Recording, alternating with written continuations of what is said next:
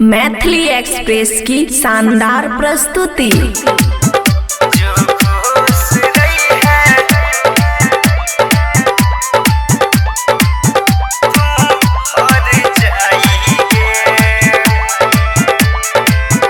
खुशी recording studio बलुआहा।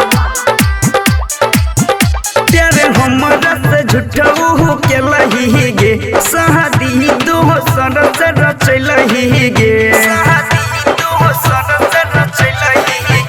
प्यारे हमरा से झूठऊ के लही गे शादी दो सरस रचलही गे कैले हमरा से तू बेवफाई गे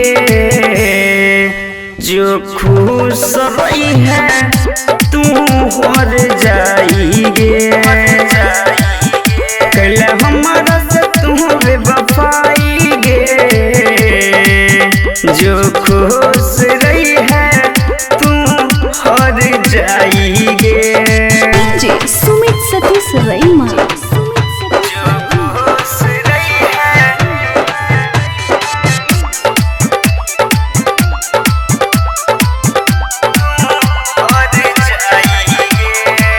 लिख के मिटल हमारा दिल पर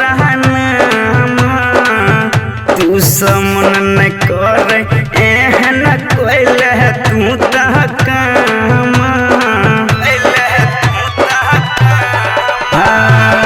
लिख के मिटल हमारा दिल पर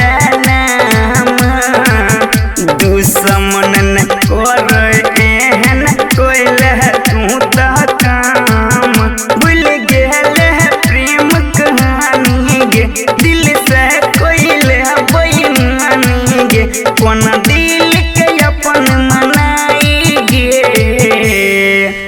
जो खुश रही है तू हर जाइगे कोन दिल के अपन मनाई गे जो खुश रही है तू हर जाइगे जो खुश रही है तू हर जाइगे। खुशी रिकॉर्डिंग स्टूडियो बलुआहा।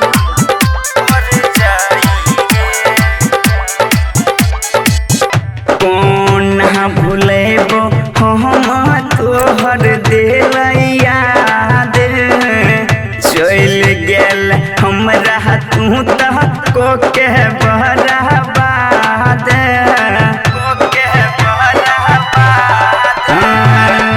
कौन भूलेबो हम तोहर दिल याद चल गेल हमरा तू तह को के बर्बाद राइटर बबुआ बोल जी कहले न अमन के कबूल जी पर किरती से कैला बेवफाई गे जो खुश रही है तू हर जाइगे पर किरती से कैला बेवफाई गे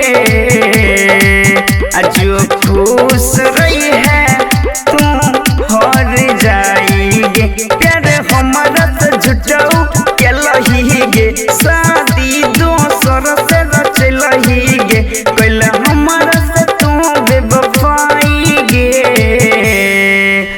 जो खुश रही है तू हर जाइगे कैले हमारा से तू बेवफाई गे जो खुश रही है तू हर जाइगे।